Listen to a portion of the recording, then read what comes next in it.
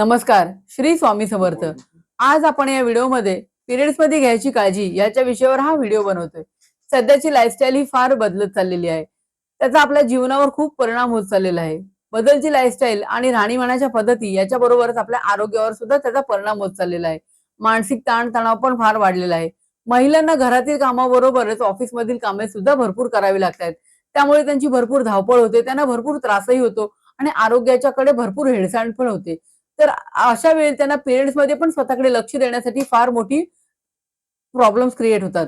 तर अशा वेळेला आपण पिरियड्स मध्ये काय काळजी घेऊ शकतो ते आज आपण या व्हिडिओमध्ये बघणार आहोत। तर पुढील काही पॉइंट्स आहेत जे मी तुम्हाला सांगणार आहे आणि त्याची आपण आपली स्वतःची काळजी सुद्धा घेऊ शकतो। तर खालीलप्रमाणे काही पॉइंट्स आहेत। तर पहिला पॉइंट असा आहे की आपल्याला योगा आणि व्यायाम करायचा आहे, त्याच्यामुळे आपल्याला शारीरिक आणि मानसिक त्रास कमी होण्यास फार मदत होते। दुसरी गोष्ट अशी आहे की गरम पाण्याने आपल्याला आंघोळ करायची, त्याने बॉडी पेन कमी होण्यास मदत होते आणि आपल्याला शरीर खूप चांगल्या प्रकारे स्वच्छ सुद्धा राहते। तिसरी गोष्ट अशी आहे की पहिले 3 दिवस आपल्याला केसांवरून अंघोळ करायची नाहीये। त्याचं एक सायंटिफिक रिझन सुद्धा असं आहे की केसांवरून जर आपण 3 दिवसामध्ये पहिले अंघोळ केली तर आपला जो रक्तस्राव आहे किंवा जो ब्लड फ्लो आहे तो कमी होतो आणि आपल्याला पेन सुद्धा होतं। चौथी गोष्ट अशी आहे की आपल्याला चॉकलेट घ्यायचंय आणि केळी पण खायची। चॉकलेटने आपले मूड स्विंग्स होत नाहीत, केळ्यामध्ये भरपूर प्रमाणात पोटॅशियम असतं आणि त्याने आपल्या पायाच्या पोटऱ्या सुद्धा दुखत नाहीत। पाचवी गोष्ट अशी आहे की आपल्याला भरपूर पाणी प्यायचंय, भरपूर ज्यूस घ्यायचे आणि आपल्याला आपली बॉडी जी आहे ती हायड्रेट ठेवायची आहे।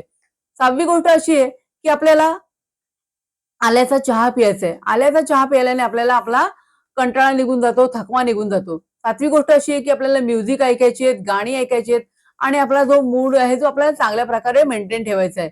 आठवी गोष्ट अशी की आपल्याला पुरेशी झोप घ्यायची आहे। पुरेशी झोप घेतल्याने आपल्याला भरपूर प्रमाणाचा जो त्रास असतो तो कमी होतो। नववी गोष्ट अशी आहे की आपल्याला मेडिसिनचा कमीत कमी वापर करायचा आहे, पेन किलर जे आहेत ते आपल्याला घ्यायचे नाहीयेत।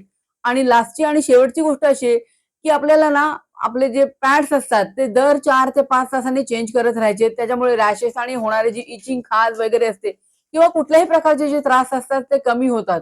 अशा प्रकारे आपण आपली स्वतःची जी काळजी घेऊ शकतो आणि आपल्याला व्यवस्थित ठेवू शकतो। तर आम्ही अशाच प्रकारे चांगल्या आणि आरोग्यदायी विषयी आपल्याला तुम्हाला माहिती देत राहणार आहोत। तर आमचा हा जो चॅनल आहे हा नवीन आहे, आमच्या चॅनलला सपोर्ट करा, लाईक करा, शेअर करा आणि सबस्क्राईब करा। धन्यवाद।